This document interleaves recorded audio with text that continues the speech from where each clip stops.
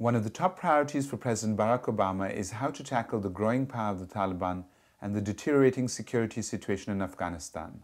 CorpWatch and KPFA met with a number of Afghans, from students to parliamentarians, to ask them what they think the new president should do.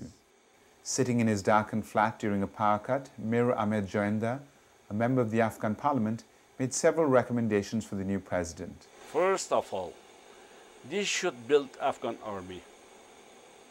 For Afghan army to have an Afghan strong army to be able to defend the country. Second was, this should not blunt attacks by B-52 or Chinhawk or pilotless planes. This should have Afghan guides. This should have a coordination with the Afghan army for any military operation they are doing. Thirdly, they should change their policy on the economic development of Afghanistan. It should focus. The people should understand. It should be tangible for the people to have the change in their lives for Afghanistan.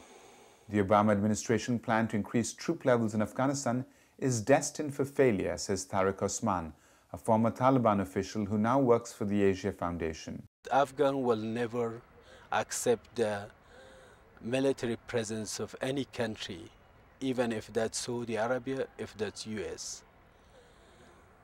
And based on that reason, increasing troops will not give them anything rather than more problems and more challenges. I think if he take action on this will be another mistake by US. Some parliamentarians are even calling for negotiations with the Taliban, like Faizullah Zeki, a Northern Alliance member of the Afghan parliament. A proverb in Persian which says, "Gerehe ke badest was misha, badandan was nako." It means that when it is still possible to untie a knot by your fingers, do not do it by your teeth.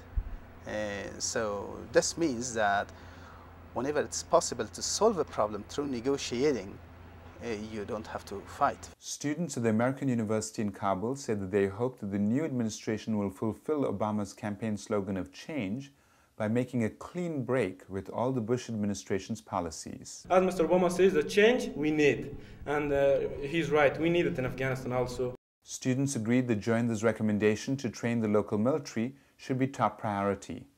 Abdul Hakim Maraban, a business student at the American University in Kabul. I would request Obama to change the strategy of their strategy that they are employing in Afghanistan, and they should send the troops that they could train the Afghan military, not the foreign military, because we are happy for they can do capacity building for them. In many places, the foreign troops go, hit the Taliban, and then go back. The foreign military cannot control that place because there are very few. They just go for the missions. And so there is no one to control that place then. Shakila, a student from the Wardak province at the American University in Kabul, said that she liked Obama's campaign promise to increase non-military aid for basic needs like education. I like Obama's idea about the non-military assistance to Afghanistan. I think we need to focus on the educational system. This plea for non-military aid for Afghans was echoed by ordinary citizens such as this Baba in Kabul's Sharinau district. The next president of the United States, Barack Obama, he's the one, right?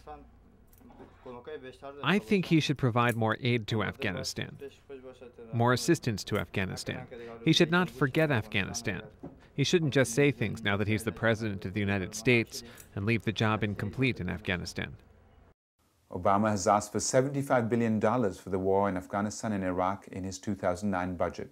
Whether any of this money will trickle down to ordinary citizens in the remote rural provinces of Afghanistan who still lack basic services like water and electricity remains to be seen. For CorpWatch and KPFA, I'm Pratap Chatterjee with Ronald, Nobu, Sakamoto in Kabul.